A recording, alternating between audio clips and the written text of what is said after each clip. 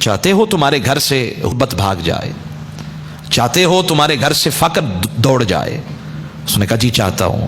فرمایا پھر عمر کے دروازے پہ آنے کی ضرورت نہیں ہے۔ وہ ایک نوجوان تھا مدینہ کا رہنے والا، روزانہ فجر کی نماز مسجد نبوی میں پڑھتا، اور پھر وہ فوراً امیر المؤمنین حضرت سیدنا فاروق اعظم کے دروازے پہ آ کے بیٹھ جاتا۔ حضرت عمر جب باہر آئے دروازے سے تو دیکھا نوجوان بیٹھا ہے۔ وہ بھائی کیسے آنا ہوا؟ وہ آگے سے کہنے لگا حضور میرے گھر میں غربت ہے، فقر ہے، مہربانی کر دیں، مجھے کچھ دے دیں تاکہ میں اپنے گھر کا نظام چلاؤں۔ حضرت عمر رضی اللہ عنہ نے دے دیا۔ اگلا دن پھر جب فجر کی نماز پڑھ کر گھر میں گئے، جب واپس آئے تو رعا عمر مجیئہ لاجل الطلب، پھر دیکھا وہ پھر دروازے پہ بیٹھا ہے۔ بعض لوگوں کو لت پڑ جاتی ہے نا، مانگنے کی بھی ایک چس ہے۔ تو حضرت عمر نے دیکھا کہ وہ بار بار حضرت عمر کے دروازے پہ آ کے بیٹھ جاتا ہے، تو حضرت عمر جلالی تھے، جلال میں آ گئے۔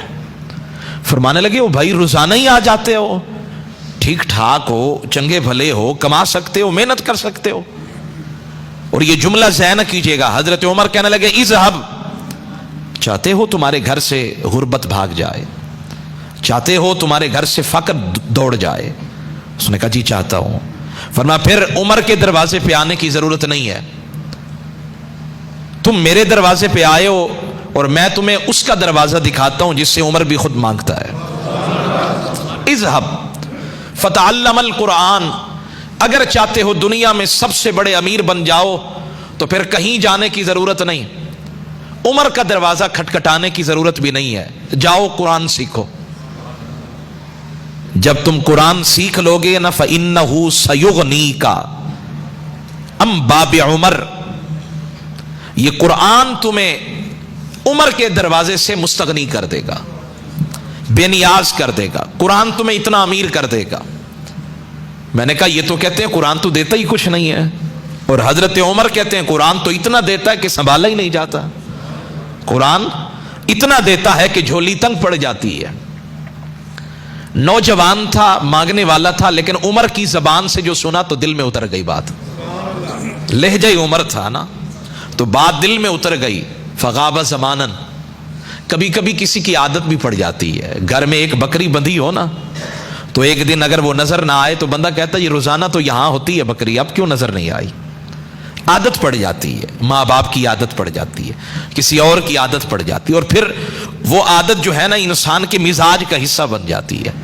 وہ نوجوان روزانہ آیا کرتا تھا حضرت عمر کے دروازے پہ، حضرت عمر کو بھی ایک عادت پڑ گئی اس کے چہرے کو دیکھنے کی، تو فغاب زمانن، اب وہ جب بھی دروازہ کھولیں تو نظریں اس کو ڈھونڈیں، بھیجا بھی خود ہے، اب تلاش بھی خود کر رہے ہیں۔ تو ایک دن وہ اپنے جذبات پہ قابو نہ رکھ سکے، عمر جیسا جوان فسأل عنہ، پوچھنے لگے جی وہ نوجوان کہاں ہے، پوچھنے لگے وہ نوجوان کہاں ہے۔ فدل علیہ، لوگوں نے بتایا جی پتہ نہیں اسے کیا ہو گیا ہے، پہلے تو در در کا دروازہ کھٹکھٹاتا تھا، اب تو پتہ نہیں اسے کیا ہو گیا ہے، کوئی ایسا اس پہ جنون طاری ہوا ہے، قد اعتزل الناس، لوگوں سے کٹ گیا ہے، اب تو اکیلا بیٹھ کر اللہ اللہ کرتا ہے، ذکر کرتا ہے۔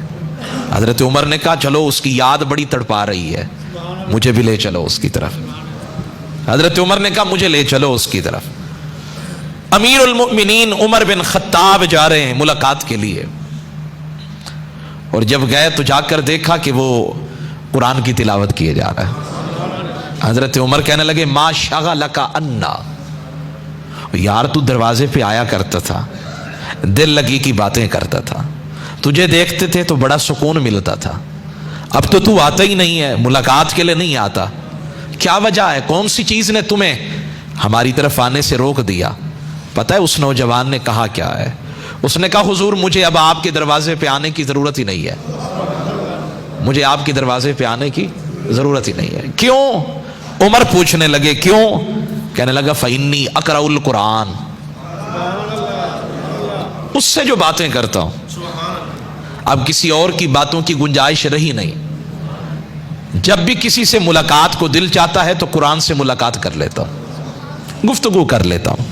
फ़इन्नी अक़रउल कुरान, मैं कुरान पढ़ता हूं, अगनानी अन उमरा व अन आली उमरा, इस कुरान ने मुझे उमर के दरवाजे से, उमर की आल से बेनियाज कर दिया है। हजरत उमर में भी जुस्तजू का एक जहान आबाद था। कहने लगे जी बताएं तो सही, कुरान जो पढ़ा, इतने वक्त से कुरान से यारी लगाई है, मा वजदत फीही, फिर कुरान ने तुम्हें दिया क्या है? हम भी तो कहते हैं ना जी मौलवी साहब हैं, 15,000 तनख्वाह है, मौलवी बन के तुझे क्या मिलेगा?